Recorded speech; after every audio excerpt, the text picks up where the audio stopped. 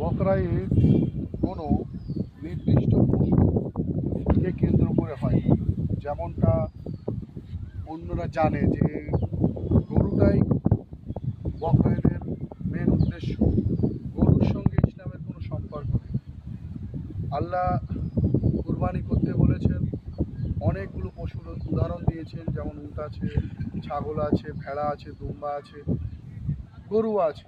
কিন্তু এখন বর্তমান যে পরিস্থিতি, আমাদের হিন্দু ভাইদের